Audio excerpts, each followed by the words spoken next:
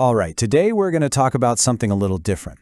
We're heading way up into the high altitudes of farming to look at a really unique animal that's getting more and more popular, the yak.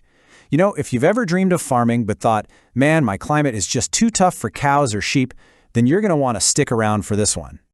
So let's just get right into it. Are you on the hunt for livestock that doesn't just, get by in a harsh, cold climate, but actually thrives in it? An animal that's tough, can be used for a bunch of different things, and is, well, a little bit out of the ordinary? If that sounds like what you're after, then you might just be looking for a yak. Okay, so to really get a grip on what makes yaks so special, let's put them side by side with an animal we all know, the cow.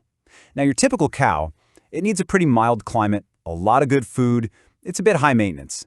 But the yak? Oh, the yak is built for the tough stuff. It loves the extreme cold and can live on scraggly, poor-quality plants that a cow wouldn't even look at. And that right there, that's the absolute game changer. Their incredible toughness makes them a super interesting choice for anyone farming in a place that's, well, a little less than ideal.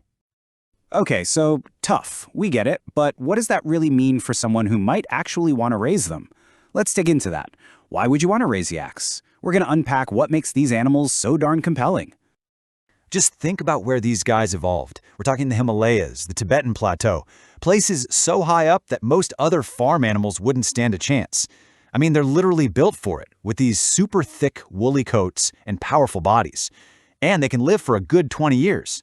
But here's the surprising part. For all that ruggedness, they're actually pretty chill. They're usually docile, social creatures that like hanging out in herds. So, the why is pretty cool, right? But how do you actually do it?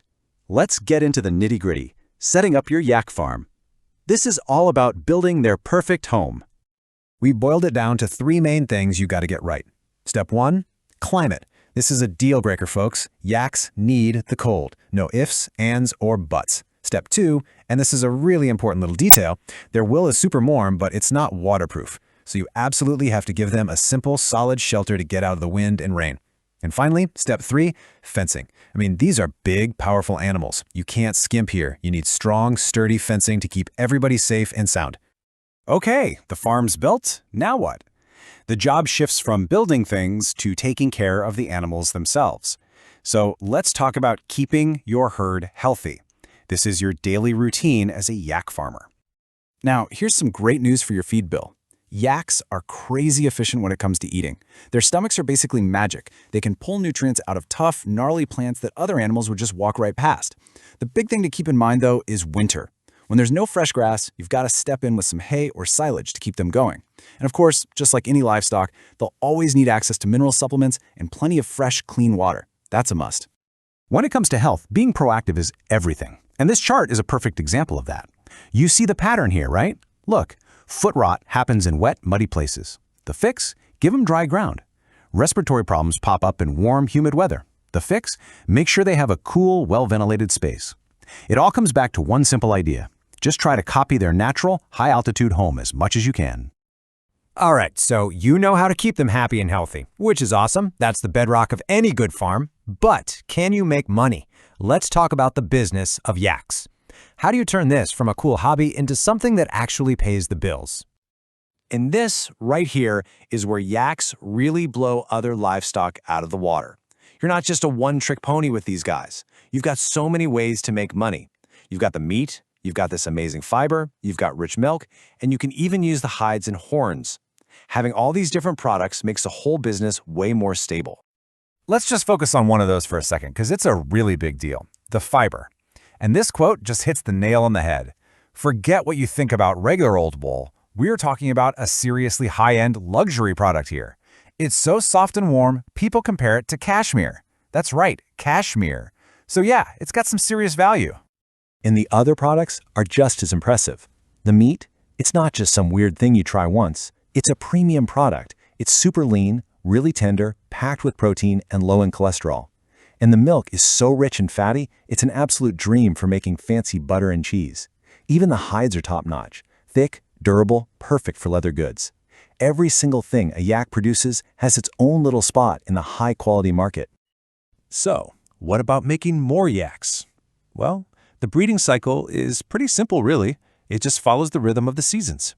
They breed in the summer, the moms are pregnant for about 8 months, And then the babies, the calves, are born in the spring. It works out perfectly, so the little ones arrive just as the weather is getting nice and warm. Okay, we've gone over what a yak is, how to raise them, and why you'd even want to. But now for the million-dollar question. Is this actually for you? Time for a little reality check. Let's be real for a minute. What's this actually going to cost you? Well, the big hit is right at the beginning. Buying the yaks themselves, building the shelter, putting up all that fencing. That's your biggest expense by far.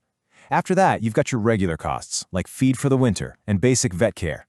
Look, it's a serious commitment, no doubt about it. It's going to take up your time and your money. And before you get too excited and start shopping for your first yak, hold on. There are two final, and I mean vital, things you have to do. First, do your homework on local laws. Seriously. In a lot of places, yaks count as exotic livestock, which means there could be a whole bunch of special rules and red tape you need to deal with. And second, and this is the most important part, you have to commit 100% to farming ethically. The well-being of these amazing animals has to come first, always. So, that's the story on yaks. As you can see, they are so much more than just a cool, unusual animal. They really open the door to a completely different way of farming, a way that's tougher, more sustainable, and perfectly designed for those challenging climates around the world. Yaks offer a path, a really interesting one. But the real question is it your path?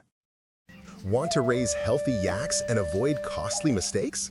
Get your copy of How to Raise Yaks by Gerard Don in the description box below and discover everything you need to turn your yak farming dream into a profitable reality.